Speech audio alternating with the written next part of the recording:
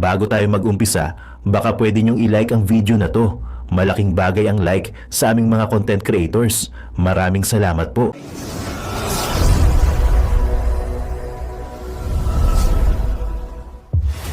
Marcos Jr. nawawala na daw sa katinuan. Naku po. May video po tayong ipapakita ngayon na nagsasabing etong si Marcos Jr. ay nawawala na sa katinuan. Naku, delikado to.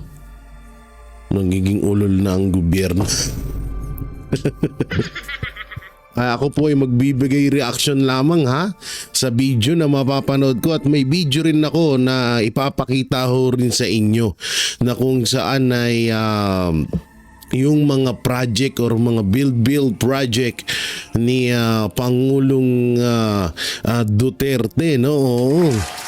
At syempre yung pagtaas ng krimen sa Pilipinas na hindi po ibinabalita ng ibang mainstream media. So doon muna tayo sa bangag. Ay, bangag tuloy tawag dito, wala sa katinuan. Boom! Isa pa nga boy, isa pang boom. Boom! Alright, napakaganda ng pag-uusapan natin ngayon mga kababayan. Ano pa lang preview pa lang po yung napanood nyo kay Tol J. Guevara. So reaction. So mga kababayan, dito sa ating re-reactionan, hintayin nyo yung full video. Medyo mahaba-haba ito. Napaka-importante itong malaman nyo mga kumpare, mga kumare ng mga subscribers ni Boy Sardinas. Nako, Marcos Jr. malala na! Okay guys, bago tayo magpatuloy, ito, sa video na to, hindi ko pinakita yung sa preview yung nasa thumbnail na si Marcos Jr. malala na. Panoorin nyo yung video para mas maganda at kayo mismo ang makakasaksi. Okay, dito rin sa video na to mga babayan, ipapakita po dito, no, yung mga nagawa ni Tatang Digong. Hindi po ito fake news Shout out sa mga tanso vlogger. Kung mapanood nyo to, reaction nyo na to, no? Bakit hindi nyo pinapalabas to? At hindi rin ito pinapalabas ng live stream media? Bakit nga ba? Hindi ko rin alam kung anong dahilan, no? Pero dito sa video na to, merong ditong video na talaga naman ay pinakita, no, kung ano ang mga nagawang Tatang Digong. At dito, no, malalaman nyo rin si BBM kung ano ba ang nagawa talaga niya, no? Dito sa video na to, itong mapapanood nyo, ito tayo nagre-reaction lang mga babayan. Sa video na to, kung mapapanood nyo talaga to, kung hindi nyo i-skip yung video, mauunawaan nyo. Okay? Itong si Tatang Digong, sa panahon ng kanyang panunungkulan, ay talaga naman nagdaan ng pandemic, pero hindi siya nagbenta ng gold. Pero si BBM, wala pa naman nagdaan talaga na dilubyo, mga bagyo-bagyo lang naman sa Bicol, sa Batangas yung nakaraan. Pero bakit nagbenta siya ng gold? At ito nakakapagtaka, hindi lang sa gold, no? Meron na tayong utang, no? Kasi tayo mga Pilipino, pag sinabing tayo, lahat tayo may utang, okay? Umaabot na, nasa video natin to umaabot na ng 710, Bisaya kamandong. Okay, 17 trillion. Okay, hindi to fake news kasi nasa nasa reaction video natin dito at ipinapakita sa video natin na ganun, no? Kaya panoorin nyo, don't forget to subscribe Tol J. Guevara. Okay, ito yung nire-reaction na natin. Tayo nagko-komento lang para mas mauunawaan nyo, panoorin natin yung full video. Okay, so mga kababayan, ang nakakaasar talaga. Okay, nakakaasar talaga na sa panahon ngayon at marami na talagang mga kababayan natin ay inis na dapat ay bumaba na itong si Bongbong Marcos at si VP Sara na ang maupo. Yun talaga karamihan, di ba? Ikaw nanonood ka, pwede ka magkomento. O ikaw kumare, o di ba kumare? Shoutout sa mga kumare ko dyan sa ibang bansa, mga OFWs na mga nakasubscribe kay Boy Sardinas. Maraming salamat sa inyo. Magko-comment ka o mag-comment ka naman, tapos like mo yung video para naman na support mo yan sa ating channel na maliit lang. Okay, dito sa video na to, itong nire-reaction na natin, nandito sa video na to, na si Marcos Jr. daw ay malala na.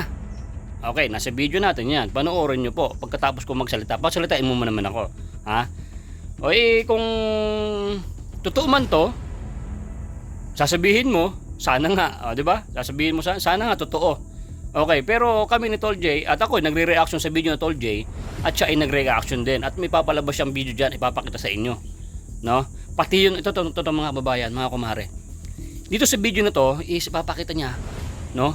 Yung build program na nagawa ni Tatang Digong. Bakit kaya ang daming galit sa kanya? Na alam niyo naman, mga galit sa kanya yung mga bangag, mga korap, di ba? Yan yung mga galit sa kanya eh. Oo, alam naman ng taong bayan kung anong nagawa niya. Pero maraming naninira, di ba? Hanggang sa talagang inapura nila na nahuliin sa Tatang Digong na pwede naman ang bansang Pilipinas ang sa kanya, maglitis. Gumagana naman yung ating gobyerno about sa mga kaso-kaso. Bakit kailangan mo pa ng ICC? Okay? Kasi nga alam na gani, di ba? Alam na gani. Kasi nga si Tatang Digong panahon ng eleksyon. Ngayon si Tatang Digong kasi mga babayan, pag sumama sa PDP laban sa mga pagkampanya ay talagang dinudubog, no? Yun ang inapura ng kampo ni BBM. Kasi nga pagka si Tatang Digong ay nawala o nahuli na nga, o di ba? Nahuli na. Hindi na siya makakasama sa PDP laban sa pagkakampanya. No, kasi tumatagilid nga siya. Kita niyo naman marami nang kumalas sa alyansa eh. Number 1 na rin si Amy Marcos. Kayo na mag-analyze kung iboboto pa ba natin 'yan. At sa kabila ng lahat, si BP Sara tinaas pa, inendorso pa itong si Amy Marcos. Sa kabila nun, support pa rin tayo kay BP Sara. Malay nyo, merong pinaplano yan. Malay nyo, babawi yan. Diba? Pero palagay ko hindi naman nanalo yan si Amy Marcos. Magkomento ka kumare kung iboboto mo ba si Amy Marcos kahit inendorso siya ni BP Sara. Magkomento ka, hintayin ko yung komento mo. At para malaman natin kung may boboto pa ba talaga sa kanya. No to budol again sa Marcos. Yun nga ang sigaw ng mga kababayan natin, ng mga nakapanood ng mga balita na yan. No to Amy Marcos again and again. Dapat lahat ng Marcos, no, hindi na makaupo ng posisyon sa gobyerno. Kasi talagang malala no. Puro pangako. Ito mga kababayan, no. Ngayon ang mga kandidato, kung saan man kayong sulok ng daigdig o sa sulok ng Pilipinas, no, ay yung mga maratamis masyado magsalita, no, na alam nyo naman na naupo na tapos wala naman nagawa, tapos tumatakbo na naman, inulit na lang yung mga salita nila dati na hindi naman talaga gumawa, di ba? Yun nga, sabi ko nga sa inyo, di ba, puro pangako, wala namang nagawa, para napako na tayo lahat. Pero doon tayo talaga sa vote straight PDP laban. Kasi si Tatang Digong talagang may nagawa. Ngayon si Tatang Digong nagtaas ng kamay sa mga kandidato ng PDP laban straight 10. Alam niyo naman si Tatang Digong mapili yan, no? Sabihin Tatang Digong, ay kukunin kita sa PDP laban. Gagawin mo yung mga nasimulan ko. Yun ang pinakamaganda, di ba? Tulad dati, di ba, nabudol tayo mga babayan, si Marcos nangako kay Tatang Digong na itutuloy niya lahat ng mga nasimulan niya. Ano ginawa? Di ba? Ano ginawa? Inubos yung PhilHealth, di ba? Inubos yung pondo ng PhilHealth. Yung nga sinasabi ko sa inyo mga babayan. Sa makakaabot po ng video na to mga babayan, i-share niyo tong video na to, kausapan niyo yung mga kamag-anak niyo na vote straight tayo sa Tatang Digong natin, na iboto natin lahat na manalo. At ngayon nga nagkakadayaan na nga sa Comelec sa online voting na yan. Gawin niyo to, yung mga kababayan natin sa abroad, mas maganda wag na kayong bumoto. Sa akin ay opinion ko lang, kasi kung dadayain lang kayo di maladagdag pa yung bilang na yan sa mga kalaban natin. Ito yung sa aking opinion. Kayo naman po mga kumare, mga kumpare, ang magsalita sa comment section para mabasa ng ibang kababayan natin. So ganito mga kababayan, tuloy natin tong video at ituloy mo hanggang sa dulo kasi napakalupit nito. Hindi ko na hinabaan yung preview ng pinakita ko sa inyo sa nireaction natin to kay Tol J. Guevara. Andun sa mga dulo ng video, ang bandang gitna, dulo, ang lupit nito. So kung nagustuhan mo tong ating vlog, i-share mo to para makaabot sa ating mga kababayan sa mga kumare natin pagka hindi nag-notification si YouTube sa inyo sa ating mga vlog, kalkalin nyo lang yung ating channel kasi lagi naman po tayo nag-upload. Okay, so mga babayan, don't forget one more time, PDP laban, straight tayo. At ituloy mo na yan, boy. Maraming salamat po. Tumatahol na yung aso eh. Play mo na. Ang ingay ng aso ko eh. Okay, play mo na yan, boy. Let's go. Marcos Jr. nawawala na daw sa katinuan. Naku po. May video po tayong ipapakita ngayon na nagsasabing etong si Marcos Jr. ay nawawala na sa katinuan. Naku, delikado to. Nagiging ulol na ang gobyerno. Ako po ay magbibigay reaction lamang sa video na mapapanood ko, at may video rin ako na ipapakita ho rin sa inyo na kung saan ay yung mga project or mga build project ni Pangulong Duterte, no? Oo. At syempre yung pagtaas ng krimen sa Pilipinas na hindi po ibinabalita ng ibang mainstream media. So doon muna tayo sa bangag. Bangag tuloy tawag dito, wala sa katinuan. Hindi, alam nyo, may point may point sila sa kung kanino man galing tong video na to. May point sila dito na wala sa katinuan dahil biruin mo, kung nasa katinuan naman talaga si Marcos Jr., bakit niya gagawin yung mga bagay na ayaw gawin at tutol ang mga Pilipino? Katulad lang ho niyan yung pagbigay kay Pangulong Duterte sa Netherlands, sa ICC. So isa sa mga halimbawa ho yun na parang wala sa katinuan. At marami pang mga times na talagang parang nahihiwagaan na tayo sa kilos ni Pangulong Marcos Jr. na parang maituturing na ho natin talaga siya na parang wala sa katinuan. So yun, no? At ayun, nung kahapon po pala, nasa Tondo, Manila tayo, District 1 diyan sa Zaragoza kung di ako nagkakamali. At grabe po ang init po ng pagtanggap sa amin diyan. Oo. So bali po doon, kagaya po ng ay kami po ay nangampanya para sa 10 Duterte senatorial candidate at sa ating mahal na si Pastor Apollo Sikibuloy. At doon din po natin sinalaysay lahat ng gustong mangyari, mga batas at kung sino nga ba talaga si Pastor Apollo Sikibuloy sa likod ng mga gawa-gawang istorya, gawa-gawang kaso at mga ibinabatong fake issue sa kanya, no? So ayan po yung mga inilahad natin doon para yung mga kababayan natin dyan sa District 1 dan sa Tondo, Maynila ay maliwanagan. At ayun nga, no, alam nyo, bago ako magsimula ng pagsasalita dyan sa Tondo ay talagang mayroong kasi ako ganun ako, ugali ko ho talaga yun. Para akong inaalam ko po kung ano ang mga masasabi ng taong bayan, ng mga tiga doon sa mga PDP senatorial candidate natin. So mapatungkol po sa PDP senatorial candidate, sa 10 senatorial candidate ng mga Duterte, wala naman ho talaga silang problema. Talagang iboboto ho nila, no. Tapos nung napunta na ako kay Pastor Apollo Sikibuloy naman, talagang ngayon nung una ay talagang gusto nilang iboto talaga. Hindi sila nagdadalawang isip, pero mas gusto pa nila lalo iboto si Pastor Apollo Sikibuloy nung nalaman nila na kung ano nga ba talagang tao si Pastor Apollo Sikibuloy.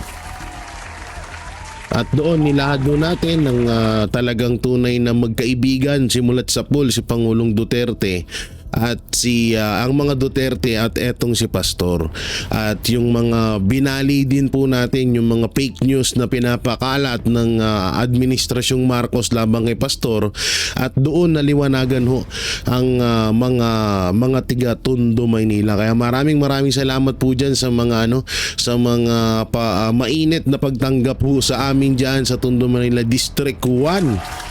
Diyan sa Saragosa. Kung di po ako nagkakamali, pasensya na kayo, ako po ay makakalimutin.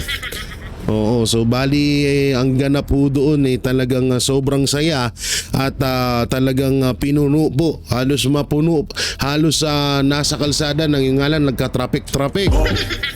Pasensya na kayo sa mga traffic ha. Oo, nagka-bull ang traffic dun sa labas ng cover court. Medyo masikip din yung lugar, pero ayun po, kahit papano po ay dinagsa po tayo ng taong bayan. At kasama ko din po dun yung kapatid ni Senator Bato de la Rosa at yung representative ni Attorney Vic Rodriguez. At syempre ang SMNI, oo, ang napakalupit na SMNI, ang mga malulupit na cameraman at sound, lahat po ng SMNI group at yung at mga KOJC member na parte po ng SMNI na kasama ko po dyan. Uy.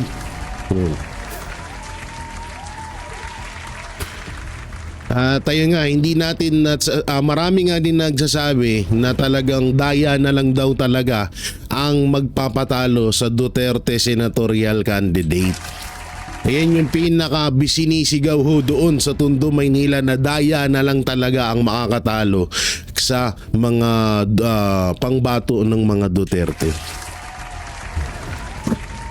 So samantalang at ito na natalakay din ho natin ito at na-interview nga tayo ng SMNI mapatungkol ho dito sa mga pagtaas po ng krimen sa bansang Pilipinas. At ito nga isa po ang mga kapatid nating mga Muslim ang nagpatotoo kung gaano nakatalamak ang krimen sa bansang Pilipinas. So ito po, panoorin natin. Matapang na ipinahayag ng Muslim community sa Antipolo, Rizal sa lingguhang ayusin natin ang Pilipinas Nationwide Campaign Rally na hindi na raw nila nararamdaman ang tunay na seguridad ng mga Pilipino sa sariling bayan. Dahil dito, buo ang paniniwala nila na oras na upang mailuklok sa Senado ang buong Duterte senatorial slate. Mga lider na nila'y may tapang, malasakit at kakayahang tapusin ang lumalalang krisis at katiwalian sa bansa. Si Sheena Tornal sa Balita Live. Sheena.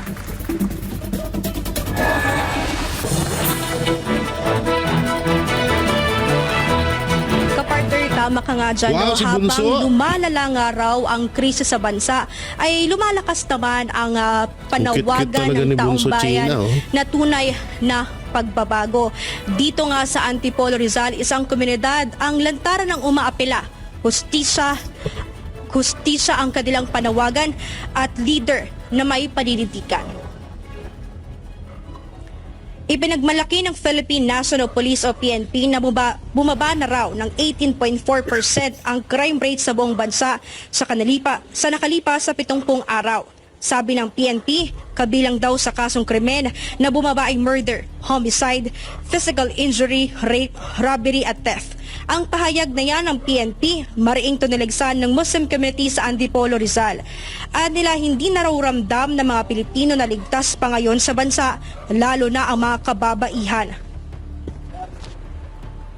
Simula naman umupo yan. Wala man nangyayari. Wait lang.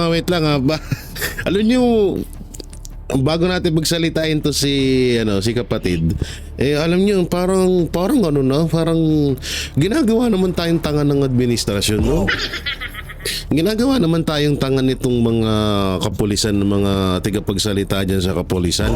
Hindi ko po hitang mga kapulisan natin, hindi ko po nila lahat, pero ang hirap kasi dito sa balitang to na sinasabi nila na bumaba ang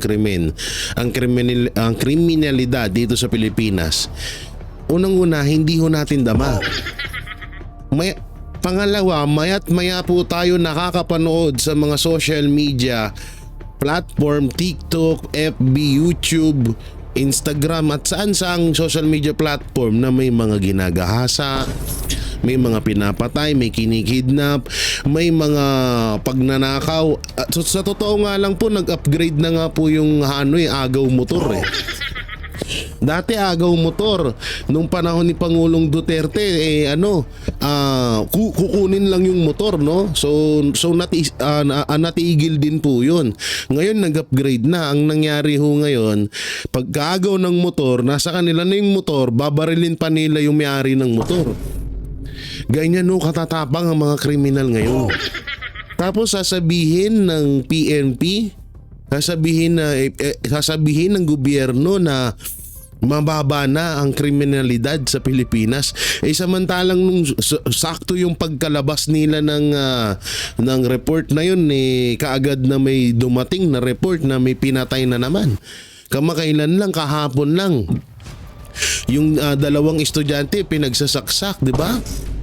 Yung nakaraan lang may dalawang grade 8 na mga bata na pinagsasaksak din ng kapwa nila minor de edad. So doon pa lang paano nasasabi at nalulunok ng gobyerno na nalokohin ho tayo? Grabe ng pangloloko tong ginagawa sa atin. Yung mga nawawalang kabataan, yung mga nawawalang mga kabataan na dinudukot hanggang ngayon hindi mahanap-hanap, yung mga tiga-ibang bansa na kinikidnap o ransom, tapos kahit na magbayad na ng ransom pinapatay pa rin. Alam mo niyan sa mga foreigner na kinikidnap at saka ransom, yan po ang isa sa mga ikakabagsak ng Pilipinas. Bakit? Tanong. Ano to? Akala mo may audience no? Bakit isa ito sa ikakabagsak ng Pilipinas, ng ekonomiya ng Pilipinas? Una, matatakot ang mga foreigner na mag-invest dito sa Pilipinas kapag laganap na po ang kidnapping. So sabihin na natin, sige, hindi, China lang yan. Kalokohan, alam nyo. Isa pa yan. O sige, China lang yan. Hindi nyo ba naiisip na maaaring magkagera, maaaring masagad na ang China at girahin na tayo dito sa Pilipinas dahil sa pang-aabuso sa kanilang mga lahi? Sa totoosin, itong mga ganitong bagay na wala na ho itong lahat. Pero pilit at talagang lumaganap na naman nga ngayon. Kaya nga sinabi ko nga doon sa interview, ang ugat ng krimen dito sa Pilipinas walang iba kundi ang droga. Kapag nawala ang droga, mawawala lahat ng krimen dito sa Pilipinas. Anong gagawin natin kung mismong presidente ng Pilipinas di umano ay gumagamit ng ipinagbabawal na droga? Sabi nila yan, hindi ko yan sinabi, no? So kasi ang droga is ugat. Isang puno yan. Ang isang puno, pag tinanggalan mo ng ugat, mamamatay yan. Malalanta ang mga dahon yan. Malalanta yung mga sanga niyan. Ano ba yung kung ang droga ay ugat, ano ba yung puno, no? Yan ang katulad na yan, yung mga puno, yan yung mga pagkidnap, yung mga sanga, yan yung mga panggagahasa, pagnanakaw, 'di ba? So kapag mawala yan, mawawala na rin lahat 'yan. Kaso paano nga mawawala? Patuloy nga na lumalaganap ang krimen dito sa Pilipinas. Na ang Maynila pang top 2 na ho. Pang top 3 naman ng Quezon City kung hindi ako nagkakamali. Ayun yung mahirap diyan, kaya talagang papunta tayo sa kumunoy. Totoo po yan, papunta tayo sa bangin nitong administrasyon natin. Patagal ng patagal, pahirap ng pahirap po ang Pilipinas. Halos akong may babasahin tayo dito. Meron ako ditong nakita na ano natin to. Katulad lang ho nito. Poor Filipinos who suffering from hunger soar to 35.8 in March 2025 according to SWS. O yan o. Ito po ay report ng report po ito ng GMA. O yan o, kitang-kita nyo po, di ba? Yan o. Poor Filipinos who suffer from hunger. Hungry, nagugutom, ganon. To 35.6 in March 2025. Isa pa yan, di ba? So kaya maraming gumagawa ng krimen dahil maraming nagugutom. No? Kaya maraming gumagawa ng krimen dahil maraming nagugutom. Bakit merong mga nakawan? Bakit merong mga pangloloob sa bahay na nauuwi sa pagpatay doon sa mga ninanakawan? Bakit ang dami pa ulit-ulit na nangyayari? Kasi nga marami ding nagugutom. Kasi talaga kahit bali-baliktarin nyo ang istorya, ang pagbigay po ng ayuda ay hindi po yan talagang pang lifetime na pangtawid gutom ng mga Pilipino. Ang ayuda ngayon may ayuda ka, bukas wala ka na. Yung ayuda tatagal ng 3 days to 4 days. Paano yung kasunod na araw dun? Kaya yung ayuda, andun na tayo sa point. Sabi nga ni Pangulong Duterte, tanggapin nyo. Pera natin yan. Pero yung gobyerno sana ay gumawa ng solusyon na para magkaroon po ng trabaho, ng pangtawid gutom ang mga Pilipino panghabang buhay, pangmatagalan. Pero hanggang nangyayari, tinotolerate ng gobyerno ang mga Pilipino na umasa ng umasa lang sa ayuda. Tinotolerate nila ang mga Pilipino na maging tamad. Na maging tamad katulad nila. Itong mga kapatid nating mga Muslim, hindi ito magsasalita ng isang salita na hindi nila napapatunayan at hindi nila nararamdaman. Kaya ito sila nagsasalita dahil nararamdaman na nila yung peligro na nangyayari sa buong Pilipinas. O tuloy natin. Pilipinas. Naging kawawalan tayo. Pahirap tayo ng pahirap. Simula rito sa Luzon hanggang Mindanao, hindi kami nagiging safe. Ang pinaka-problema ngayon sa ngayon, talamak ng drugs ngayon. Paano masasabi na safe tayo? Kawawa yung mga yung mga anak natin, yung mga new generation natin. Kapul. Kung si Dato Guiaman ang tatanungin, hindi raw totoo na bumaba ang kasong krimen sa bansa. Malayong-malayo nga raw ang administrasyon ngayon sa panahon ni dating Pangulong Rodrigo Duterte.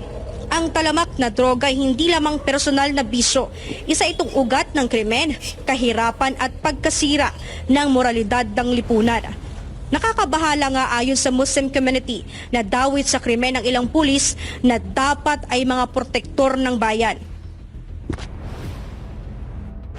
Bago man pumasok na isang pulis, sumusumpa siya na siya ang tagaligtas natin. Kaso iba, yung mga ibang pulis, hindi ko nila lahat. Hindi na tagaligtas natin, tagapatay na sa atin. Sa amin sa Mindanao, sunod-sunod ng patay. Ang pinakamalungkot na nangyari sa Mindanao, ang pinapatay. Yung may mga magandang leader sa amin, pinapatay. Napakahirap gawin, maghanap ng isang leader na matino. So, kagaya ng sinabi ni kapatid na yung kapatid nating Muslim, kadalasan daw ng mga pinapatay sa kanila ay yung mga taong matitino. Yung mga taong tapat sa kanilang tungkulin. So kung pagbabasihan mo natin nun, talagang halos connected po sa ginawa kay Pangulong Duterte ni Marcos Jr. Kasi isipin nyo maigi, kung sino yung gumawa ng katinuan or maayos sa bansang Pilipinas, siya yung tinanggal at siya yung ginigipit ngayon. Samantalang yung mga makakaliwa na isa sa mga ilang dekada na, ilang taon na dumudurog ng babastos, ng yuyurak sa pagkatao ng mga Marcos at sa buong Pilipinas, sila pa yung inalagaan at itinuturing nakakampi ngayon ng Administrasyong Marcos. Totoo yan. Kaya ito talagang naniniwala ako dito. Naniniwala ako dito sa sinasabi niya. Kung sino yung tapat, kung sino yung totoo, kung sino yung maayos na leader, siya yung pinapatay.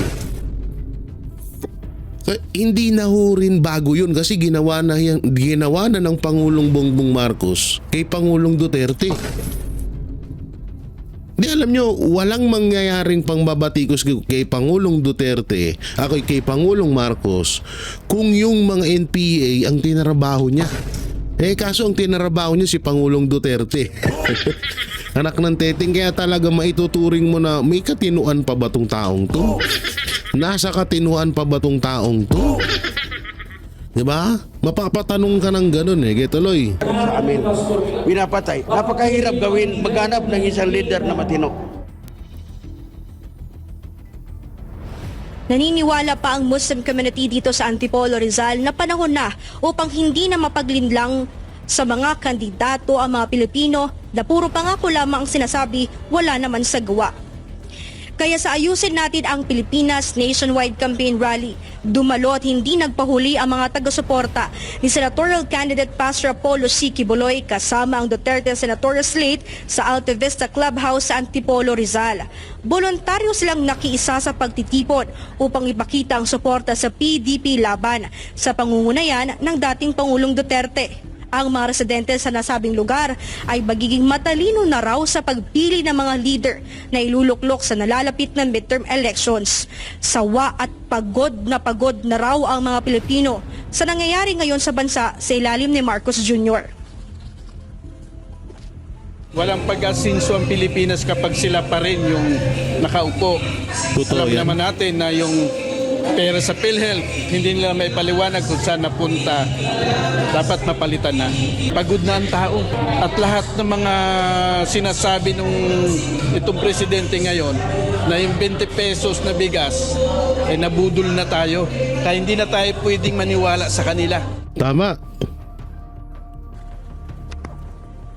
Anila hindi na raw maitatago ng kasalukuyang administrasyon na maraming Pilipino ang gutom, mahirap at walang trabaho. Para kay Jonathan Villamor na isang maging first world country ang Pilipinas at nakikita niyang magagawa Kaya ito ito. po disclaimer, hindi po ito mga membro ng KOJC. Baka sabihin nyo, membro naman KOJC yan, kaya ganyan magsalita. Hindi po yan mga membro, yan po ay pang mga ordinaryong Pilipino na bumoto kay Marcos Jr. na pinaasa niya sa mga pangako niya. Ko si Senatorial Candidate Pastor Apollo C. Quiboloy at ang buong PDP laban slate ang mananalo. Si Pastor Quiboloy kasi may pinakita na sa Mindanao at nakita naman natin yung ginawa niya sa Mindanao. Dahil si Pastor Quiboloy po maganda po ang hangarin sa bayan natin. Marami po siyang gustong gawin sa bayan natin. Kaya dapat po siya ang iluklok natin sa bayan natin. No? Dagdag naman ng Muslim community dito pa rin sa Antipolo Rizal, buo ang kanilang paniniwala na ang butihing pastor ang susi upang walang mangyayaring krisis sa Pilipinas. Kanila makikita ang tunay na liwanag. Oo. Kasi yung mga programa, mga programa niya. Muslim na po ang nagsasabi niya na Walang krisis ang Pilipinas. Kapag napasok kapag naging Senator Quiboloy, walang krisis sa Pilipinas. Hindi, alam nyo, ito na lang bigyan ko yun ng sample. Nagkaroon ng pandemya sa Pilipinas. Hindi po naapektuhan ng KOJC. Sobrang gutom ang Pilipinas sa 3 taon na panunungkulan ni Marcos Jr. ngayon, hindi naaapektuhan ng KOJC. Nakakulong si Pastor, ipinris ang account ni Pastor, ipinris ang account ng KOJC.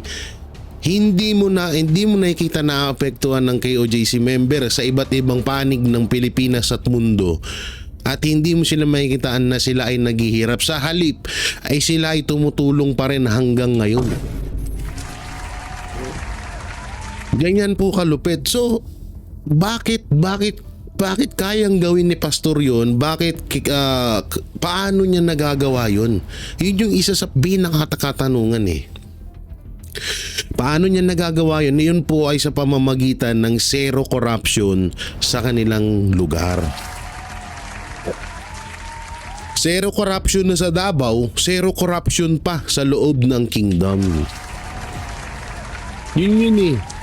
Kaya nga itong si Marcos Jr. hangang-hanga yan kay muntik pang humalik sa paa ni Pastor Kibuloy yang si Marcos Jr. Dahil nga pagpasok niya doon, wow, grabe dito. Kaya nga yung isang babaeng mukhang palaka, nagtuturo-turo daw yan sa helicopter. Pag dumadaan daw doon sa kingdom, basta hindi ko na lang sasabihin kung anong pangalan ng babaeng mukhang palaka ha. Basta siya, mukha siyang palaka. Mukha siyang palakang pagod. So kapag dumadaan daw ng helicopter, tinuturo daw yung kingdom, yung glory mountain, yung prayer mountain. That's mine, that's mine. Oh, that's mine daw. Akin yan, akin yan. Yan, akin yan, akin yan. Oh, yan na, gusto ko, akin yan. Oh, yan, kayang prayer mountain, gaganda ng bahay. May pink, may blue, may yellow. Akin yan. Glory Mountain, naka-aircon ng buong Glory Mountain, buong bundok, naka-aircon, akin yan.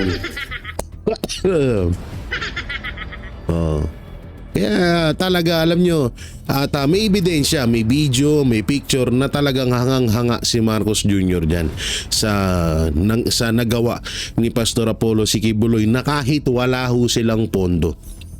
No, baka sabihin nyo hindi, nangihingi yung naku po. Ito is speaking of nangihingi, ipaliwanag ko yun. Ang mga KOJC member, may kanya-kanya silang tungkulin. At tinatawag na paano ko ba ito madideliver ng may mga doon sila nagpo-focus sa paninda. Halimbawa ako, KOJC member ako. Sa kagustuhan kong makatulong para sa amin, kasi yung pagmamayari po, mapa-helicopter, motor, lupa, kingdom, glory mountain, prayer mountain, wala pong may-ari niyan. Hindi po pagmamayari yan ni Pastor. Hindi po yan nakapangalan sa kanya. Wala pong nakapangalan sa kanya dyan. Ang may-ari po niyan, lahat po ng KOJC member. Para sa kaalaman lang ho ng lahat. Sila po ang may nun. Sila po ang nagmamayari nun. Kaya kung halimbawa ako man na member ng KOJC na nagtitinda ako, halimbawa nagtitinda ako, extra income ko, nagtitinda ako ng sabihin na natin ng pabango. Nagtitinda ako ng pabango, yung kita ko doon, inilalaan ko yun para sa KOJC, para doon sa gagawin naming project. No? Yun yung doon, yun yung maganda ho doon. At kaya nga tinawag na zero corruption kasi lahat ng pera na dumadaan sa kung saan na para sa kingdom ay lahat po ng pera na yun inilalaan nila. Tignan nyo, ang ganda. Yung kingdom, mas dihamak pa na tinalo nila ang Araneta Coliseum at ang pinakamalaking Coliseum dito sa Pilipinas. Ang Kingdom 72,000 seater po para sa mga hindi nakakaalam.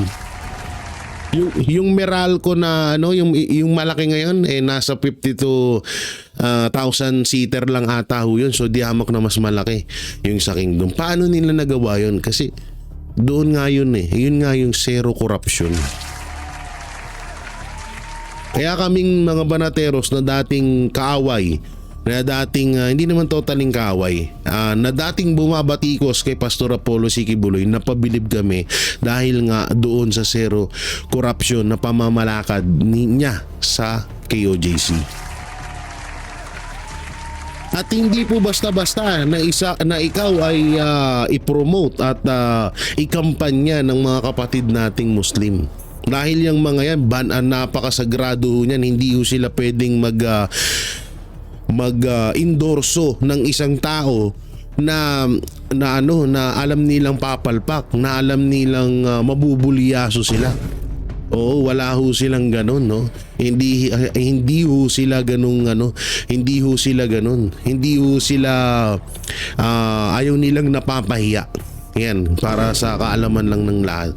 No, kaya tayo talaga, tsaka isa pa na pinakamahalagang bagay ay maitawid ho natin si Vice President Sara Duterte sa kanyang impeachment.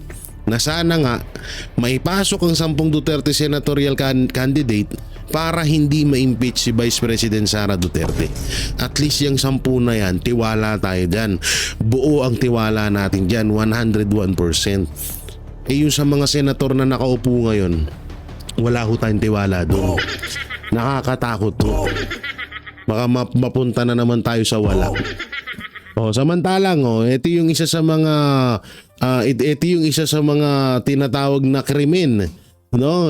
Krimen na tawag dito na sinasabing bumaba na daw ang krimen sa Pilipinas, sabi nitong administrasyong Marcos. So ito, panoorin po natin ito. Inihayag ng Citizens Crime Watch na may malaking epekto sa ekonomiya ng bansa ang insidente ng mga pagdukot at pagpatay ng isang negosyante sa bansa. Dahil sa krimen na ito, posibleng maraming mamumuhunan ang matakot at hindi na maglagak ng puhunan sa bansa. Narito ang balita ni Verhil Parba. Natagpuan na kamakailan ang dinukot na Filipino-Chinese business tycoon na si Anson Ke kasama ang driver nitong si Armani Pabilio. Yun nga lang, wala ng buhay nang matagpuan ang dalawa sa Rodriguez Rizal nito lamang Miyerkules ng Abril 9. Sa kabila rin ito ng pagbibigay ng ransom money ng pamilya ng biktima sa mga sospek. Ang insidente naman na ito ay may malaking epekto sa ekonomiya ng bansa. Ayon sa chairman ng Citizens Crime Watch na si Attorney Ferdinand Topacio, magdudulot ito ng chilling effect sa ibang mga mamumuhunang negosyante sa bansa dahil may malaking banta sa kanilang seguridad. Malaki po ang pinsala po niyan sa ating ekonomiya sapagkat kung ang isang taong katulad po ni Ginoong Anson Ke ay maaring madukot, siya po ay may sariling sasakyan, may driver, at siya po naman ay hindi pumupunta sa mga lugar na sasabihin nating mga peligroso. Ngunit gayon pa man siya ay nadukot, pinatutubos at napatay pa kasama ang kanyang driver na nadamay, paano pa po kaya ang mga pangkaraniwang mga mamamayan?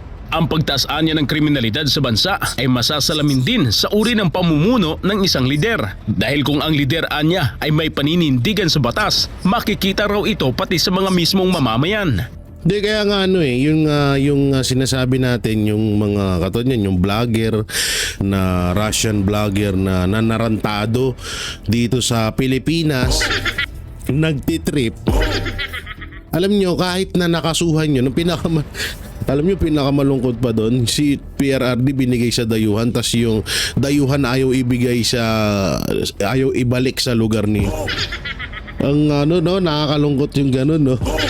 Hindi daw ipapadeport. Pero yun, katulad na lang yan, bakit patuloy ang krimen sa Pilipinas? Bakit parang hindi nire-respeto ng ibang mga lahi at mga kriminal, mga drug lord ang administrasyong Marcos?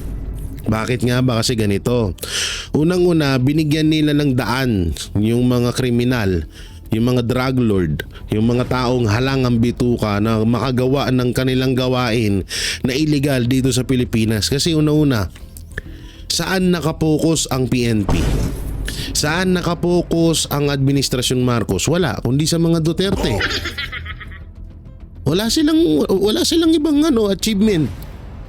Wala silang build project, hindi nila tinututukan ng droga. 'Di ba? Hindi nila patuloy ang pagmura ng droga at pagdagsa ng droga sa Pilipinas. Asan sila? Asan sila at anong ginagawa nila? Nakatutok lang sila. Ang Congress, ang Senate, asan sila? Ang buong gobyerno, asan sila? Nakatutok lang sila sa mga Duterte. So paano malalaman ng administrasyong Marcos at paano nila masusolusyonan ang pagbaba ng krimen sa Pilipinas kung nakatutok sila sa mga Duterte? Yun.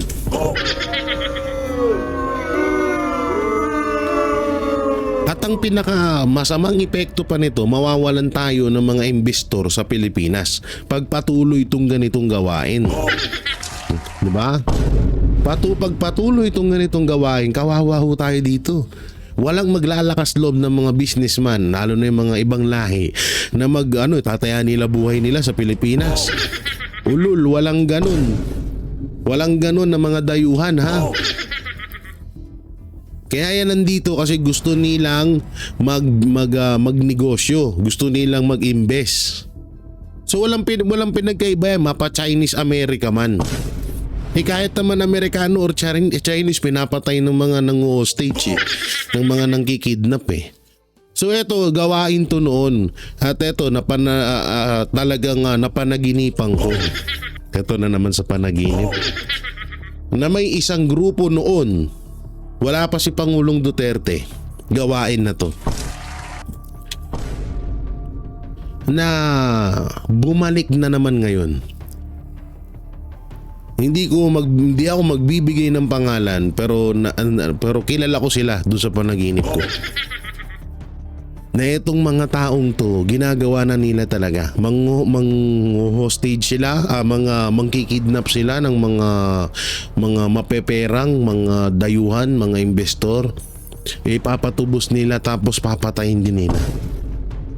Noon pa mang ginagawa na nila to na natigil nung panahon ni Pangulong Duterte. At ngayon, umandar na naman sila. Ganun ho kalupit. Ewan ko po kung sino yung mga yun. Abangan na lang natin sa mga susunod na kabanata. Kaya itong sinasabi ni Atty. Topacio, talagang nakakabahala to sa Pilipinas. Sige, tuloy. Alam niyo po ang dahilan niyan kung bakit tumataas po ang kriminalidad sa atin, sapagkat ang leadership po ng kahit anong bansa ay by example. Kapag ang leader po ay mahigpit, matigas, talagang pinatutupad ng batas laban sa mga krimen, susunod po yan, may subliminal effect po yan. At sa mga mamamayan, katulad na lang tama yung sinasabi ni Atty. Topacio, katulad ng pamamalakad ng mga Duterte. Kung ang pamamalakad ngayon ni Marcos ay katulad ng pamamalakad ni Pangulong Duterte, wala at mas mababa pa ang kriminalidad sa Pilipinas. Kaso wala. Yung ginawa nung Russian vlogger na yon, kung sa Pangulong Duterte nangyari, ay paktay yun. Paktay baka yung ginawa niya na bastusin niya yung mga Pilipino dito, ay baka nasampal ni Tatay Digong yun. Baka baka nasampulan ni Senator Bato yun. Kasi nga, kaya tayo dinadagsa ng krimen, kaya tayo tumataas ang krimen sa Pilipinas dahil hindi nga sila takot sa Administrasyong Marcos.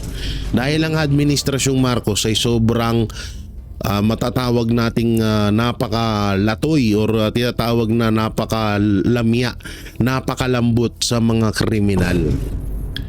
Ang masakit pa nga nito, kung sino yung talagang dapat nakakatulong sa bansa, yun yung nagigipit.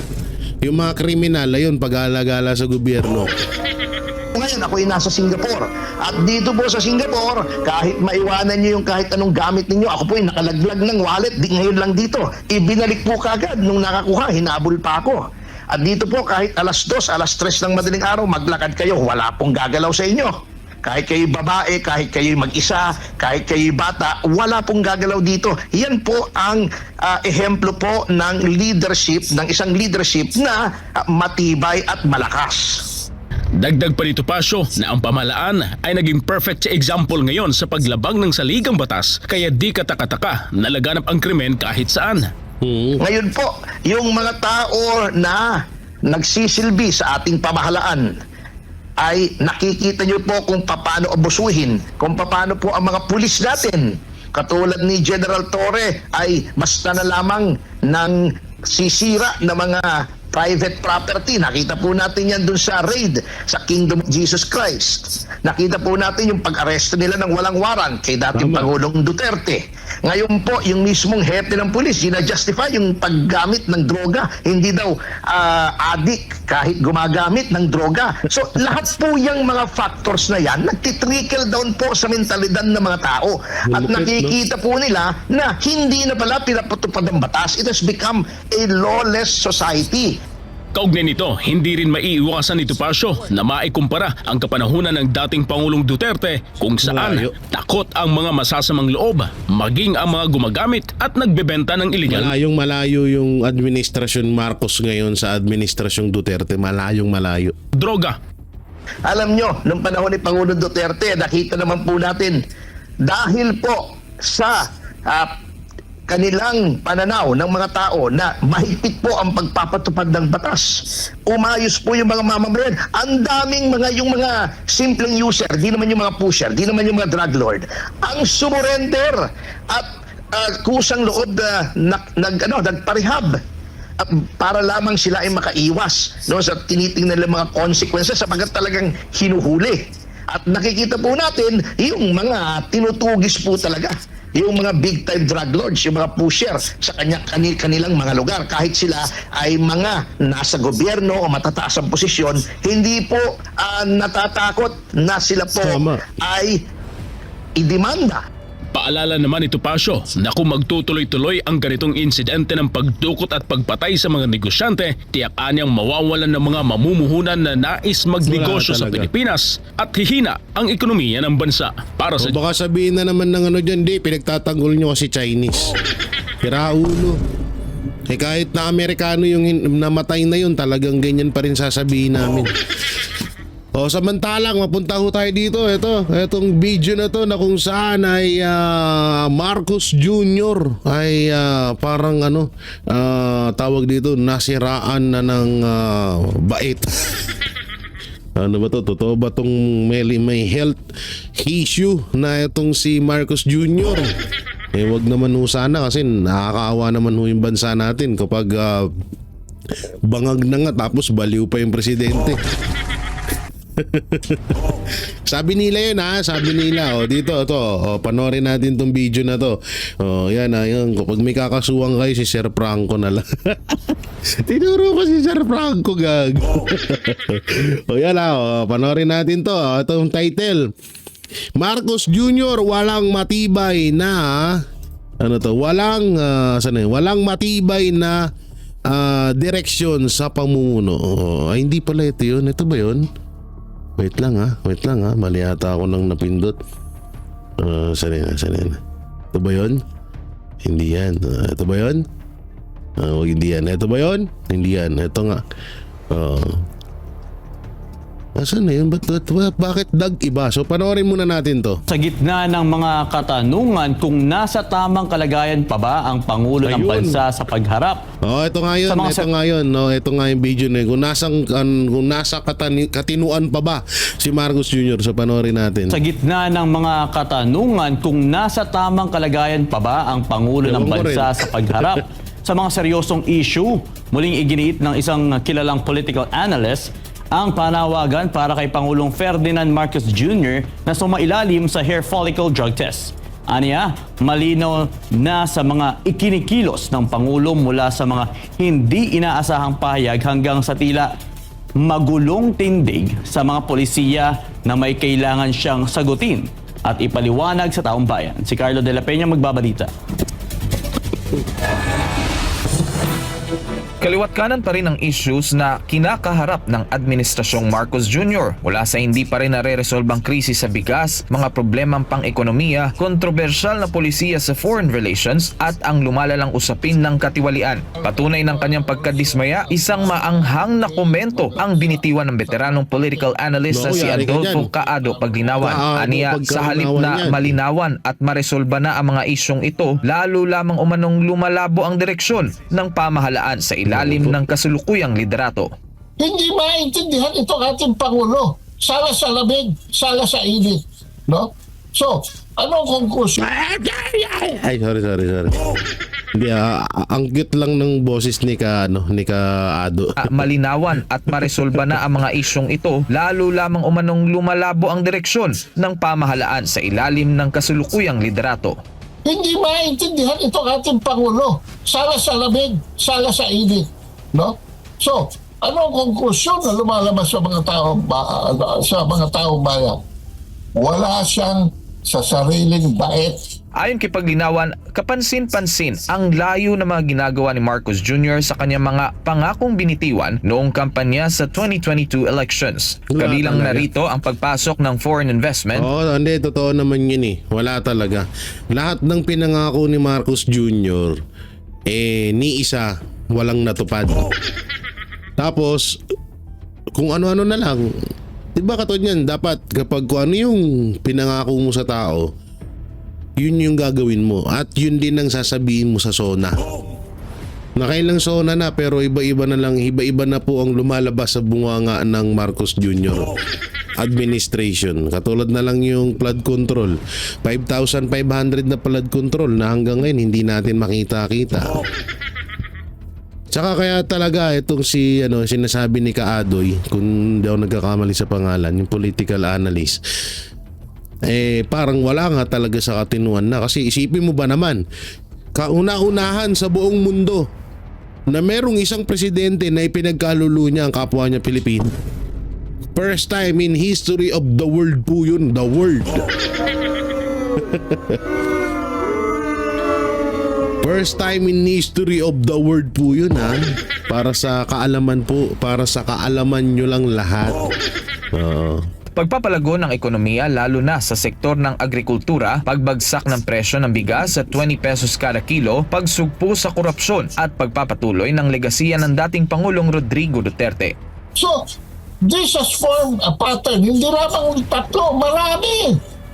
Marami. Ever since he took office, ito ay nagsimula, napansin namin ito, na nagsimula noong February 2, 2023. Mula noong February 2, 2023, ang behavior ng ating Pangulo is already out of control. Dahil dito ay muling ipinanawagan ni Paglinawan na kung maaari ay sumailalim na si Marcos Jr. sa isang hair follicle drug test upang matuldukan na ang paulit-ulit na isyong gumagamit umano. Hair follicle drug test tapos DNA test. Bakit ko ba nasabi ang DNA test? Basta may alam ako dyan.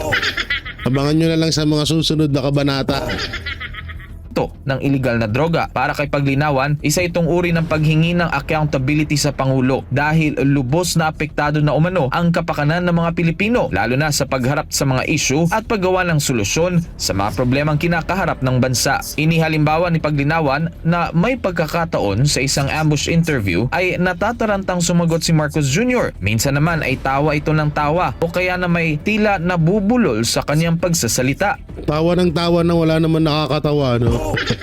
Dito to yun, no? Ganun nga talaga siya. So, this erratic behavior of the president is the one that is really putting him down.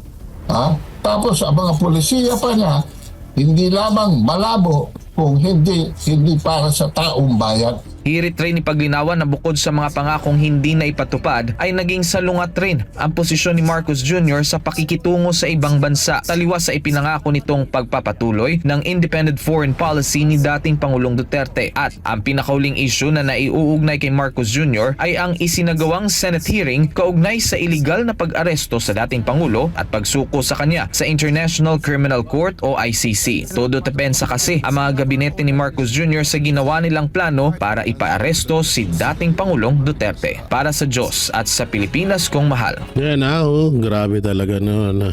Yan Diyan ako talaga, diyan ako tiwala sa taong yan. Hindi ang kalbo Hindi itong kalbo na to. Ito to. Yan si Tatay Digong yan. Paano ba natin yan? Ito si Tatay Digong. Yan ang pinagkakatiwalaan kong tao na nagmahal sa bansang Pilipinas. Hindi, talagang kahit naman din sino diba? Sabi nga nila, kung sakali man na totoong adik nga si Marcos, kung sakali lang kung sakaling adik nga talaga si Marcos, kung ganun talaga, wala talaga siya sa katinuan.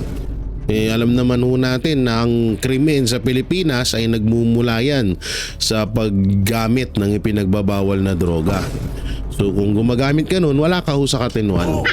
Hindi naman kasi maaaring mawala ka sa katinuan kapag gumagamit ka ng ipinagbabawal na droga. So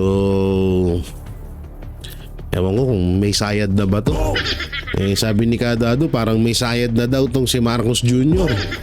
Siguro wala naman tayong ibang matatanong kung sino yung may mga kundi kayong mga netizen kung totoo ba yung sinabi dito sa video to.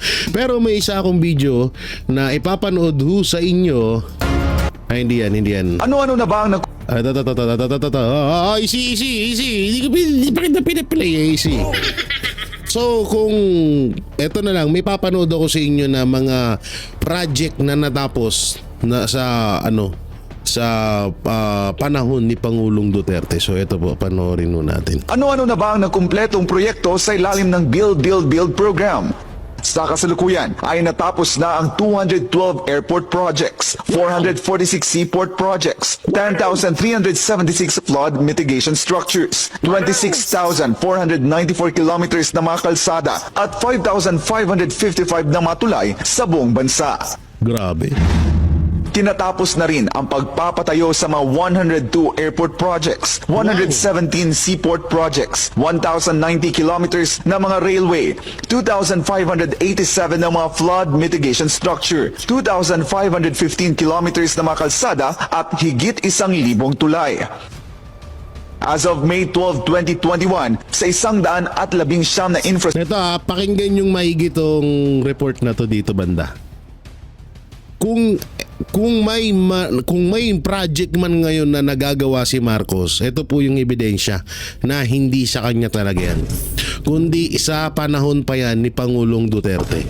So panoorin natin, pakinggan nyo maigi. Structure flagship projects ng Build program, 11 ang tapos na, habang 29 naman ang tatapusin bago magtapos ang 2022. Habang nasa 51 proyekto naman ang tatapusin sa taong 2023 at sa mga susunod na taon. Nasa 28 naman ang pipeline projects o mga proyektong ito-turn over at ipagpapatuloy na lang ng susunod na administrasyon tulad ng Bataan-Cavite Link Bridge. Yun. Ano-ano na ba?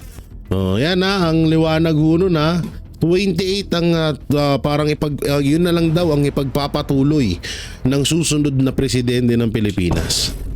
Ang masakit nga ho dito, may pinagpatuloy ba?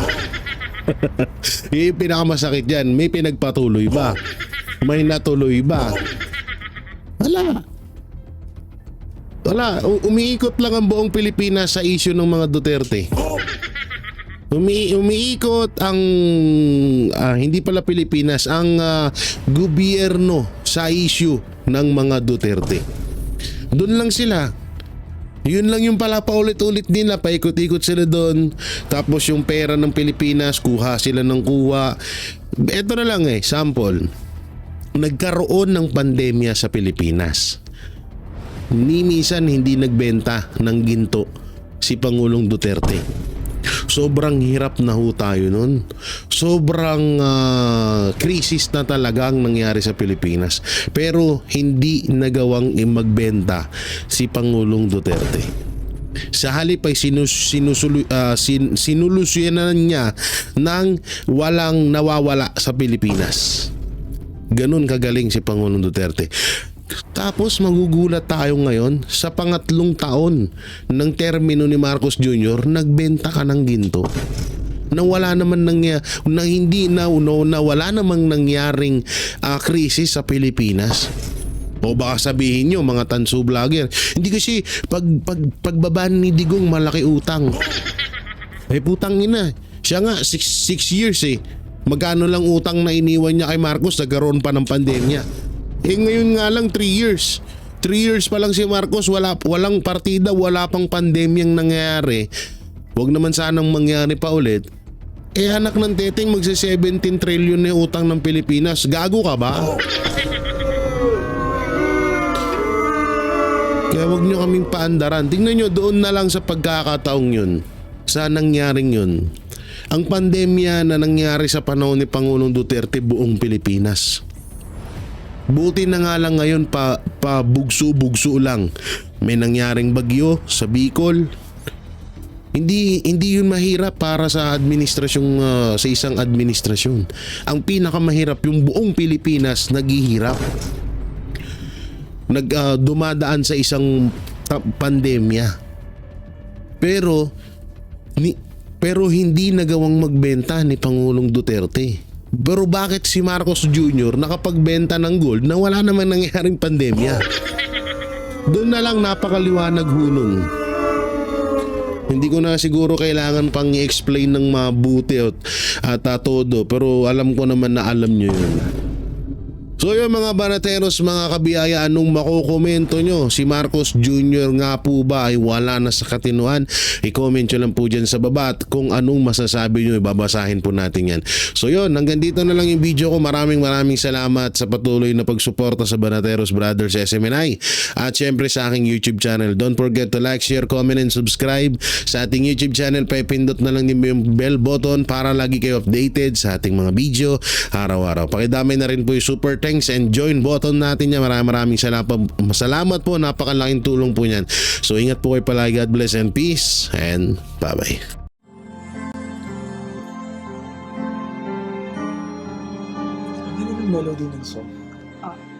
Ang bayan ko'y pinagpala pagkat sa amin pinigay ang isang biyaya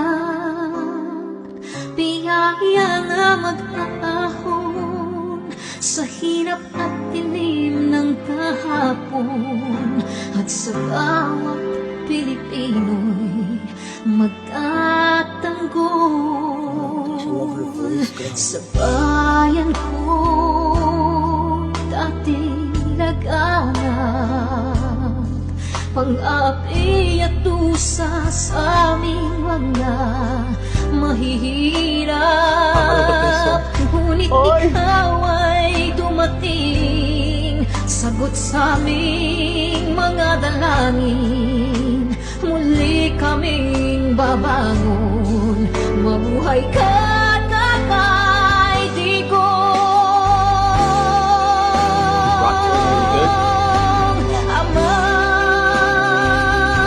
maraming salamat aming mga mata'y minuhulat gawain ng masasamay iyong isiniwalat ikaw lang ang pag-asa naming lahat.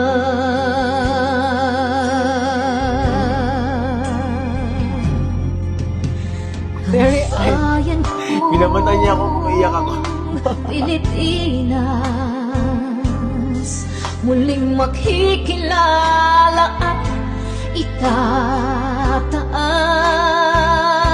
katahimika'y maghahari sa ating puso'y mamamayani mga ngiti sa labi di mapapawi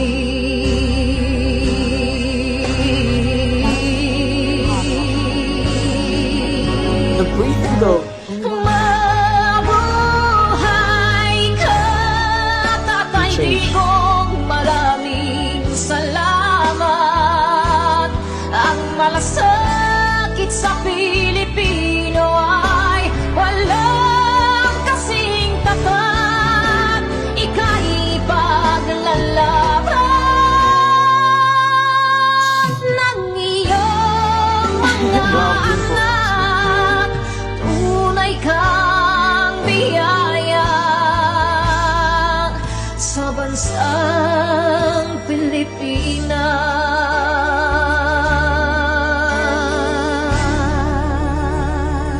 Haba.